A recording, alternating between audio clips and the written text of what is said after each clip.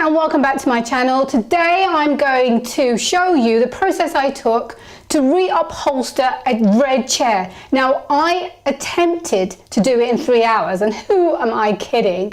There were just far too many staples, as you'll see. Now, to not bore you, I'm going to speed up the video so that you can see what I've done at various points that I think you need to be made aware of if you're planning to do a similar task yourself.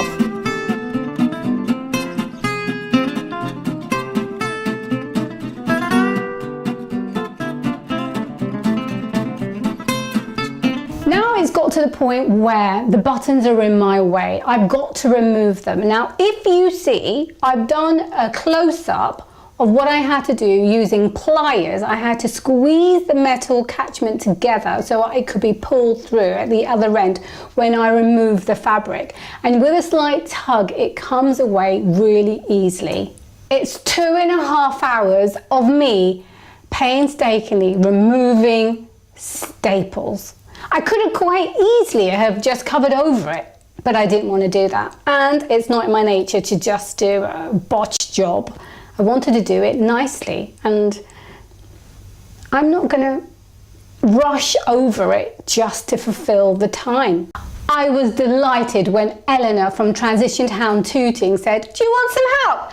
Because I had my apron ready and waiting. I knew I needed help to try and get it done in 3 hours, and I was so grateful for the support that she was giving me at this point.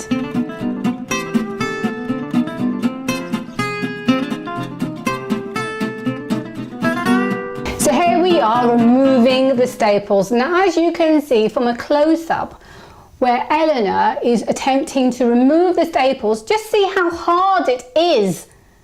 And that's just a few. There are hundreds to go. Jenny, also from Transition Town Tooting, runs her own workshops called Jenny Crafts, and I'm going to put a link in the description box so that you can see her website. Jenny very kindly agreed to sew the 2 corners needed to upholster this chair. The way that you do it is you just literally cut it exactly how the fabric is, the same shape and size. I'm going to open this out so that we can lay it flat. Okay.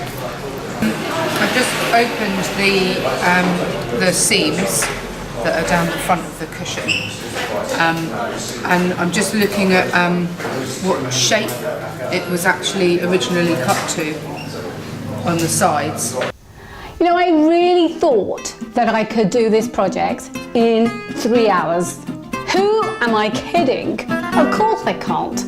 I just didn't anticipate that many staples.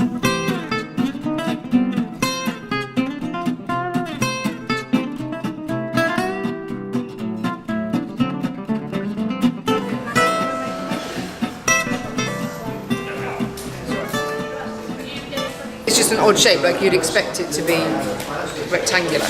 Right. And it's got these extra bits on it, so I was just trying to work out why they were there and whether we still need them for this part. The length that we've got here is enough.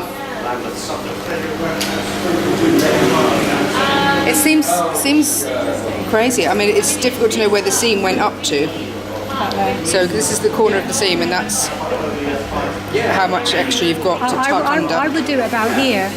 Yeah, but it seems as though it goes like. If you do, because you want a bit to fold under,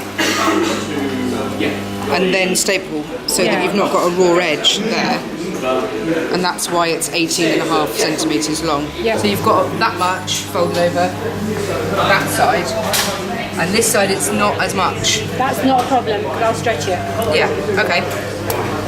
So you're just going to cut back? So that's what I'm saying, but the measurement in between here and here is currently the same. If it's stretchy, you can probably get away with bringing it in, but I don't know by how much.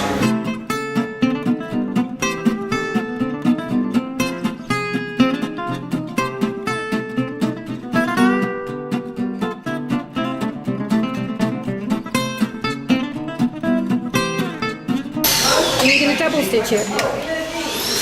By any chance? Can do. What do you mean go over it again? Yes, please. Just to keep it extra.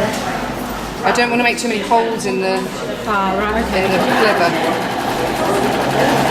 Now I was between a rock and a hard place, and I'm not going to forget that because I was extremely stressed out, and all that I thought was, why did it have to be this way? So when it came to the chair, I thought, why does the chair have to be that way? Why can't it be multi-purpose?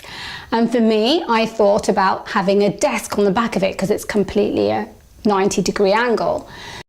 So that's what I decided to do. I was going to have a Murphy desk, and in order to do that and to make it as pleasing to the eye as possible, I put a piece of batten going across the back, and then what's going to happen is the padding and the fake leather is going to go over it, so that when the hinges are actually put in place, they're not on top but they're underneath, and it just opens like that.